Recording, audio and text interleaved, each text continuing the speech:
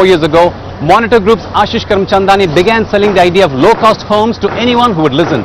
Today, Monitor works with a variety of financiers and developers to turn affordable housing into a sustainable movement. Earlier, I caught up with Karamchandani and began by asking him if he thinks affordable housing as a business is here to stay. You're right about the question about is this sustainable, because I think there's been a lot of speculation that people were doing a little bit of this. Now that the markets are moving up, they'll move out. What's interesting is we've actually done quite a lot of study in this space, and we recently did a project for the National Housing Bank, and we found over 25 developers in large cities in India like Mumbai, Ahmedabad, Bangalore, actually constructing housing in this range. So what are the pieces that are falling together finally now for this to take off? Couple of things. First of all, the basic economics of this has always worked. Land costs about 200-250 rupees a square foot in FSI format. Construction costs are about 600-800 rupees. Profit margins are 20-25%. So you can sell at about 1200 rupees a square foot. You can make a smaller house for about 3 lakhs. The real innovation here is the business model. Earlier, a builder would buy a big chunk of land, sell a few houses. As soon as that happens, the value of the rest of the land goes up. Then they hoard the land. They don't want to sell it because they're looking at escalation in land prices. Right. Frankly, they are land owners and land speculators.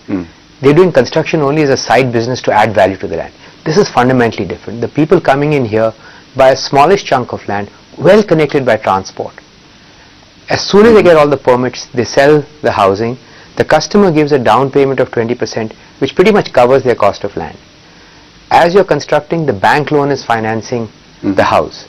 Therefore, while their margins are not high, their returns on the amount of money they've put in, their IRR, is extremely high. Right. It's in the 40-50% range. But do you think there might be a time when these developers also yield to the temptation of hoarding land? Do you see that happening in this low-income housing? There certainly will be some of them will do it. The beauty is we are getting some new players into this market. These guys think with a manufacturing mindset. They don't think like the old developers. In fact, the whole game is construct housing fast, get rid of land, buy more land, but keep producing it almost like a factory production. So they're going to be focused on this because they see the size of this market. This is a 1100,000 crore market today, $200 billion. Think of it, Coca-Cola is 5,000-6,000 crores. Right. We're talking of something 200 times the size of the soft drink market in India. Right. 20 times the size of the microfinance market. Right. And people are smart. They know where the big volumes are. And so they will stay there. Now the other interesting thing about low-income housing is that the customer base that these developers are looking at is completely different from what your mainstream developers have been looking at so far. Now we're talking about people who are working in the unorganized sector who probably don't have stability of job or probably no regular paycheck. So how are financiers who are putting money into, behind these people managing the risk of default? You're absolutely right about the fact that they don't have formal paychecks. So they actually get the money. In fact, it's often very regular. It's quite robust. But they're often informal sector, at least in the sense that they don't have documentation. And that's what's interesting. We have a whole new breed of people coming in to finance these guys. These are new people, innovative, creative ideas. Usually there are two reasons why people default: lack of ability to pay and lack of willingness to pay. In this case, you don't have to worry about willingness. It's only ability. So if you can judge the income and the steadiness, you're done. So in some sense, it's like microfinance. In some senses, it is like microfinance in the sense that there's a huge demand for it. But in some senses, it is almost microfinance plus. Because unlike microfinance, where at the end of the day, you don't have security, here you have a house. Right. Also, as I said, everybody, the last thing they want to give up in their lives is their house. Right. And the demand is so huge right now that most people are also willing to give quite a large down payment. So that just increases the security of the whole asset that is there. Now, obviously, the entire ecosystem around low-income housing is just evolving. What kind of regulatory changes do we need to accelerate this whole movement of low-cost housing? For example, FSI could be one, creation of infrastructure could be another one. All the things you're talking about. So for example, FSI is an interesting one. Giving very high FSI does not help. Because a lot of this housing is 3-story, 4-story housing.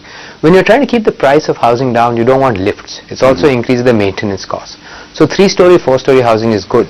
So very high FSI is actually not good. But single window clearances, faster. One of the biggest things all the developers complain to us about is the amount of time it takes to get the permits. The other thing, for example, is on the financing side. Right now, banks have no incentive to lend to these people. Housing loan below 20 lakhs counts as priority sector. If you drop that limit to 5 lakhs, you will be getting banks more and more incentive to actually provide loans to these. So there's a lot the government can do. Right. In the long term, there's the issue of land, making land more affordable. Huge areas where the government can actually work. A lot of these projects are actually come up in the outskirts of the city. For example, it's obviously you can't buy land bang in the middle of the city. So these are coming, let's say, 50, 60 kilometers out of the big cities. So how much of your physical and social infrastructure is already built in these areas, or is that going to be a challenge for developers as well?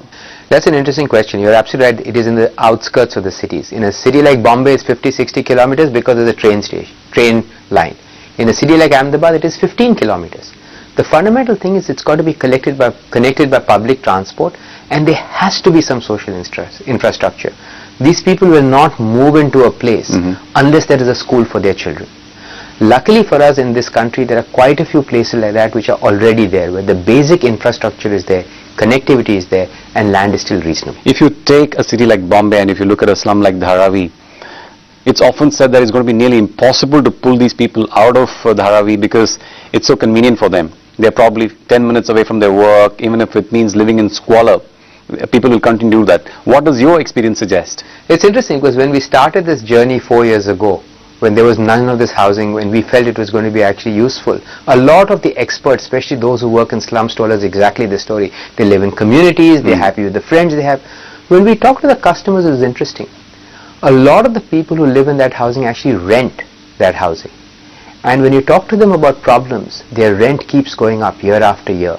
Every 2-3 years, the landlord is throwing them out. They anyway have to move. And then when you compound it with the social issues, the number of people who've told us, first of all, very often they don't have a toilet in their house. It's outside. And the number of people who told us that if my wife or my daughter has to go to the toilet, I have to go to the toilet with them at night. It's not safe. There's a whole aspect of quality of life when they move into a place of their own. And what's interesting is a lot of these people, the wives actually do not work. When you're looking at people earning 8,000, 10,000, it's amazing how many of them are single wage earners. Right. So they don't mind going a little further away because the husband can work and he'll have to commute, but the rest of the family has a good quality of life. And as they keep telling us, it's every man's dream to own his house. That's true. It's the ultimate asset that you can give them. Exactly. It's a tragic truth about our cities that nearly half the population actually lives in slums. So what is it going to take to pull these people out of these places and put them in low-income housing, which is possibly, gives them some amount of security and respectability? I think this is again where it's going to be not one answer for all. So when we say people live in slums, there's a wide variety of people who live in slums. There are some very, very poor people who live in shanties, on garbage dumps. There's going to have to be some kind of government support for them. They can't stand on their own feet. But when you look at people who are earning 7,000, 8,000 today, who are living in slums like in a city like Bombay, they can actually afford it. And that's where I see the market actually working. And as I was saying earlier, the size of the market, we're talking of something which is 1,100,000 crores. That means a company can be a 5,000 crore company and have less than 1% market share. And there are a lot of smart operators in India, entrepreneurs, business houses, who are seeing this economic opportunity and will come into it. So I see some level of the market itself moving in because of the economic opportunity. Finally, Ashish, there are nearly 600 million Indians who make less than $1.5 a day. Now, when will their dreams of owning a house come true? Will it ever become true? And if yes, what is going to make it happen? I think again, that's like everything else, a nuanced question. A lot of them live in rural India. The cost of a house is much less. Frankly, unfortunately, the earning power is also much less. And again, there are government schemes like the Indira Awas Yojana, which are designed to help them. Some of them don't work efficiently. But I think over time, these things actually improve. So I'm far more optimistic about it.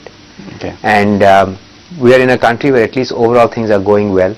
So I think there is hope for people to have their own house. Well, on that note, we wrap up this edition of ET Insight. We'll be back next week. But until then, don't forget to write in with your feedback and suggestions. Thanks so much for watching.